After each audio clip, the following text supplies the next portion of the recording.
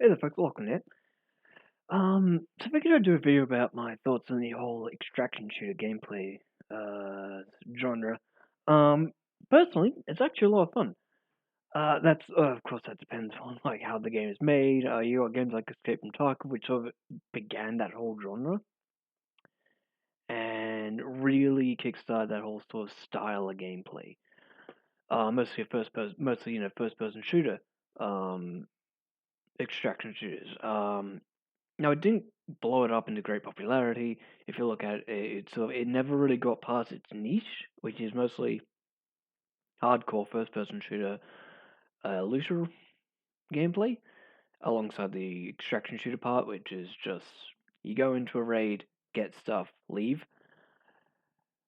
Which isn't all that crazy of a. It's like when you look into it, it's like okay, yeah, that makes sense. It's just one of the things I think some extraction shooters don't have is a sort of you could almost say a progression incentive. Like, why is your character going out and getting the stuff?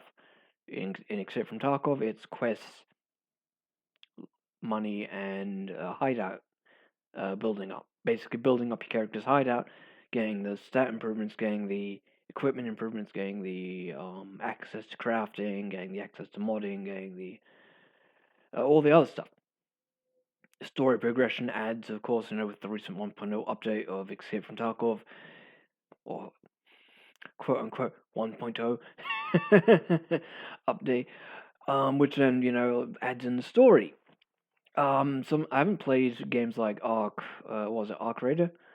I haven't played that. Don't really have an interest in it. It's like it's the difference between like people like compare all the different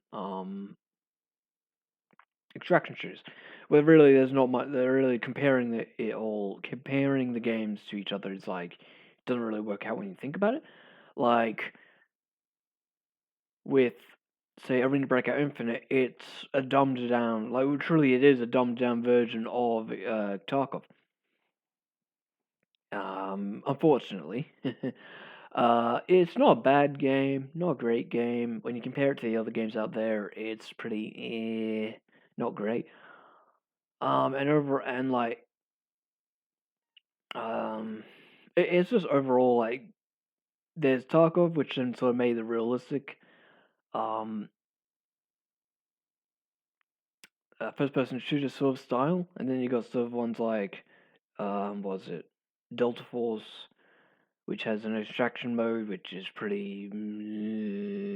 It's not great, not terrible, but overall it's pretty in the average. But it's also very COD like, Call of Duty like.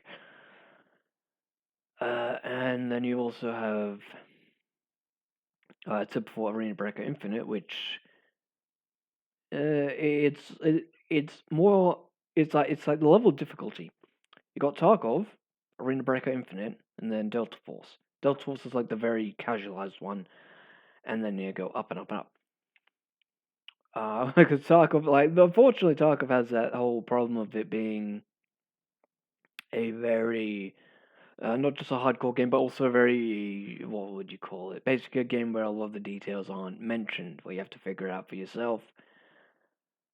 And yeah, like, you have to figure out where the extracts are. Customs is actually a pretty easy map to learn once you sort of figure out how it's put together. It's like things like maps like Customs, the factory, and like all the other maps in Escape from Tarkov. I've been playing a whole bunch of it lately. You generally can see the sort of like if when you learn these maps, you repeat the maps again and again and again, and then you learn them. Some games, you can bring up a mini map and you can, or bring up a map and then you can see where you need to go, mark it, go there, easy. You don't need to. It's like Tarkov requires that the player be paying attention and actually playing the game. Whereas, say, Arena Breaker Infinite, it's a lot more casual. You can just sort of play it casually. You don't need to be entirely um, locked in. You could say. That's one of the interesting things with a lot of the games is that there's a lot of games and such is that a lot of gamers, a good chunk of them, don't want to be locked in while they're playing the game. They're very casual. I ain't got nothing against folk who are casual gamers. Nothing wrong with that. Does mean that what you have to say, and if you're talking about Tarkov and you're a casual gamer, you're not locked into the game, you're casually playing it, you're going to most likely have a very not fun time. Yes, you have folk like streamers who can play the game in a very casual manner because they have to balance the folk like the audience and the game. She can kind of sort of like they can sort of play a lot more casually. But generally speaking, for most of the audience, it's like you kind of got to get locked into the game. You kind of have to pay attention to the game, things like map knowledge, and it's very much like a lot of the older games. It's like once you learn this, you absolutely trash other players. Like even with the older Call of Duties, like if you were to play it and if you were to get good at the game, if you were to play it again and again and again, yes, you would instantly. You'd even know where spawns are. Like, you would learn the spawns. You would learn the all that.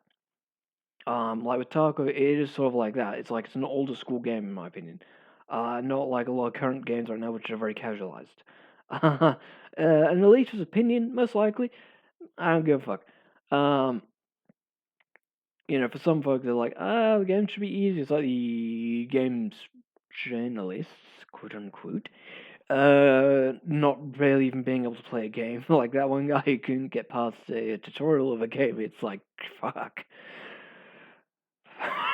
It's like, you gotta laugh at that.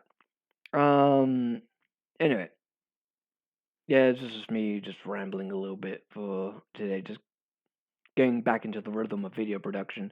Anyway, you all have a great day. See you in the next one, and see you in the next video, and yeah, goodbye.